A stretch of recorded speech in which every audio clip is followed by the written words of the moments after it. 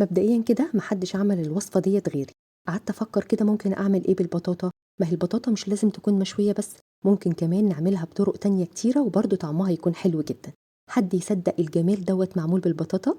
النهارده هنعمل مع بعض pancake البطاطا بمكونات بسيطة جدًا وبطريقة تحضير سهلة جدًا، جدًا، بس بجد هتطلع معاكِ طرية طراوة مش معقولة. يالّا بينا نشوف الطريقة على طول مع بعض، بس لأول مرة بتشوفيني أنا رحاب، ما تنسيش تعملي subscribe لايك وشير وتفعلي الجرس عشان يوصل لك كل جديد باقدمه. في البداية كده معايا حبتين من البطاطا متوسطين الحجم، قشرتهم وغسلتهم كويس جدا وبعد كده هقطعهم مكعبات كده بنفس الشكل دوت. هضيف بقى البطاطا بتاعتي في حلة واغطيها بكمية كده من المية، ما تحطيش مية كتير يعني يا دوبك تكون مغطية البطاطا. بعد كده هرفع بقى الحلة على النار واسيبها كده من ربع ساعة لتلت ساعة، المهم ان البطاطا تستوي تماما، لازم تكون مستوية خالص، بالهاند بلندر او بالخلاط. ما تستخدميش الشوكة لان الشوكة ممكن تخلي كده في قطع ناشفة من البطاطا. أهم حاجة إن البطاطا تكون مطحونة أو ناعمة كده بنفس الشكل ده، لازم تكون بيوريه خالص وما فيهاش أي قطع ناشفة. بالنسبة بقى لخليط البانكيك، طبق كبير هضيف عليه حبتين من البيض وهضيف كمان معلقة صغيرة من الفانيليا، هضيف كمان معلقتين كبار من السكر، وهبتدي كده بقى بالويسك أخفق البيض مع السكر كويس جدا لحد كده ما كل المكونات دي تمتزج مع بعض كويس قوي واللون يكون فاتح شوية.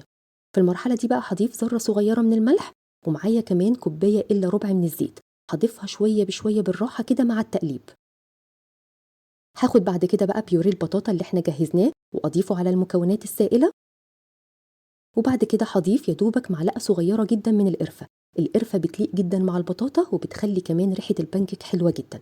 أهم خطوة بقى في وصفة النهاردة التقليب دوت، أهم حاجة تقلبي لحد ما تبقى ناعمة خالص معاكي بنفس الشكل ده وما يبقاش فيه أي قطع خالص.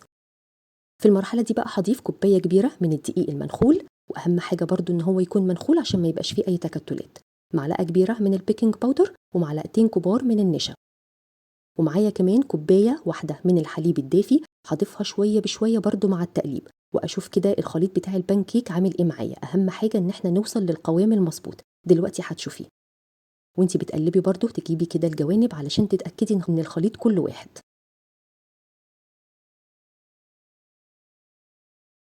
طبعا الخليط لسه تقيل معايا فهضيف بقى باقي كمية الحليب شوية بشوية. كده خلاص أنا حطيت كل كمية الحليب، يعني استخدمت كوباية واحدة من الحليب، الخليط بقى ناعم جدا معايا. بعد كده معايا طاسة هرفعها على النار وهضيف عليها يا دوبك نقطة صغيرة جدا من الزيت، وهوزع الزيت كويس جدا في الطاسة. درجة الحرارة تكون هادية جدا جدا علشان توصلي بقى للنتيجة المظبوطة للبانكيك زي المكونات بالظبط، هي درجة الحرارة أو التسوية، يعني لازم تكون درجة الحرارة هادية جدًا، جدًا. هتحطي بقى كمية كده من الخليط في كوباية يكون ليها بوز كده علشان تتحكمي في الخليط وهو نازل من الكوباية، وتعملي كده الحجم اللي أنتِ عاوزاه، ممكن أكبر من كده، ممكن أصغر من كده زي ما أنتِ عاوزة. أول بقى ما تعمل bubbles كتيرة كده من فوق على طول هتقلبي البانكيك، يا دوبك أقل من دقيقة وهتكون استوت كمان معاكِ من الجنب التاني. هتبتدي بقى كده تطلعيها، بُصي اللون جميل إزاي، بجد جميلة جدًا، جدًا وطرية جدًا. كل بقى حبة تطلعيها تغطيها كده بفوطة نضيفة علشان تفضل طرية معاكِ، وكل مرة هتحطي كمية من الخليط، ما تدهنيش الطاسة تاني، خلاص هي أول مرة بس. ما شاء الله عملت معايا كمية كبيرة جدًا، ده غير طبعًا اللي إحنا كلناه أثناء التسوية. مش قادرة أقول لِك بجد كلّها لون واحد وجميلة جدًا.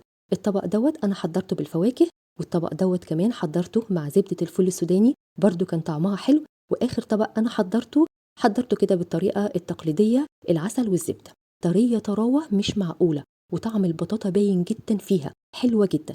طبعًا بعد ما تخلّصي الكمية كلّها لازم تغطّيها بورق الاسترتش عشان تفضل طرية معاكِ، بُصّي بتتنيها مش بتتشقق ولا بتتقطّع، حلوة جدًا، جدًا.